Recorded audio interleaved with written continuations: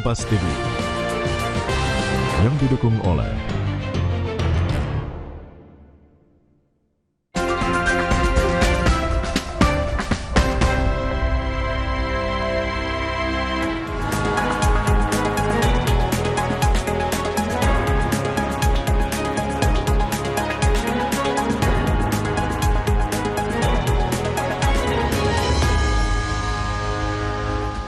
Kompas Bisnis masih menemani Anda, saudara, dan kita akan melanjutkan perbincangan bersama dengan Guru Besar Fakultas Ekonomi dan Bisnis Universitas Indonesia, Profesor Telisa Aulia Valianti. Prof Telisa, kita lanjutkan lagi. Kalau tadi soal tarif, sekarang kita ke soal Bank Indonesia juga menurunkan BI rate ke 5,25%.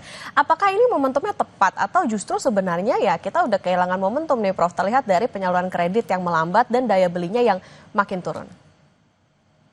Ya, karena Bank Indonesia itu memang harus lebih berhati-hati ya Mbak, tidak bisa hanya ke growth. Karena seperti saya sampaikan dual mandat. Dual mandatnya itu di Undang-Undang P2SK, selain menjaga stabilitas moneter dan keuangan, mandat lainnya adalah untuk mendukung pertumbuhan ekonomi yang berkelanjutan. Jadi meski ya semi dual mandat ya, nggak persis banget dual mandat seperti di US atau di beberapa negara maju lain, tapi kita itu artinya ada ketambahan untuk pertumbuhan gitu. Nah, BI selama ini banyak kan ke stability fungsinya. Nah, namun sekarang dia diberikan tambahan tugas untuk pertumbuhan juga. Jadi memang BI itu tidak bisa menurunkan suku bunga secara drastis, karena ada yang bilang kok kerendahan ya, karena harus hati-hati karena kita masih punya peluang capital outflow, bukan peluang, maksudnya punya tantangan capital outflow karena di kondisi sekarang kan sangat volatile nih geopolitiknya.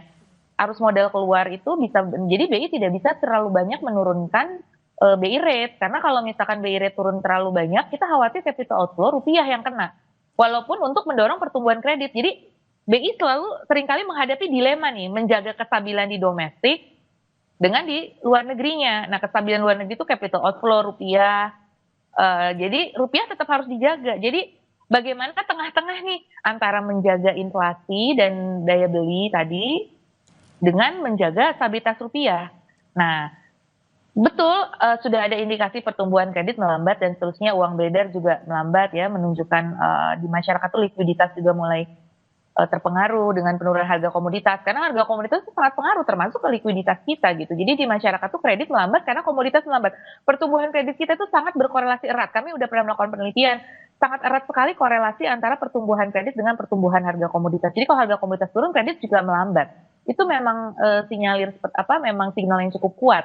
Nah, jadi BI membantu nih dengan menurunkan BI rate, dan mudah-mudahan dibantu oleh perbankan juga nanti menurunkan bunga kredit di perbankan sehingga masyarakat bisa terbantu.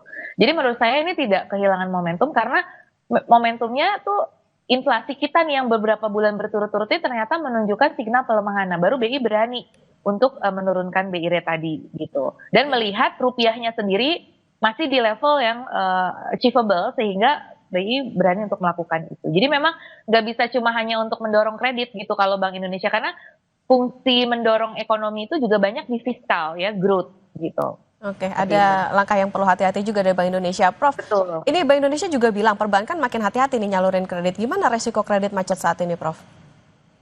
Nah, itu dia.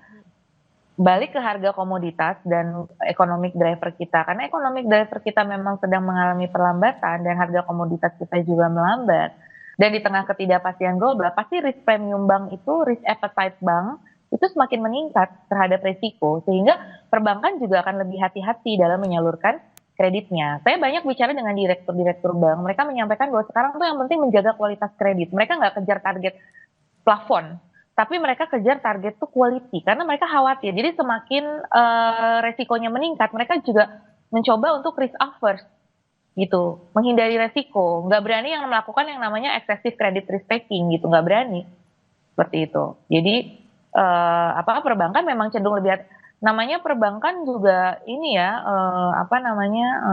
perbankan juga namanya bisnis kan harus tetap menjaga. Nah, sekarang bank-bank kebanyakan strateginya itu lebih wait and see dan juga lebih ke menjaga kualitas kreditnya seperti itu.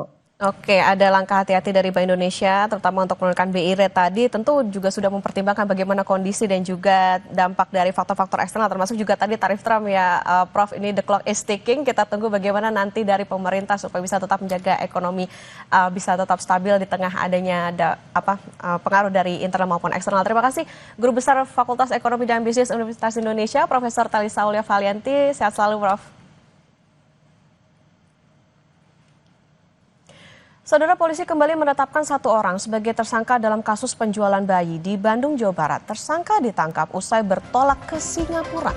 Total ada 13 tersangka dalam kasus ini.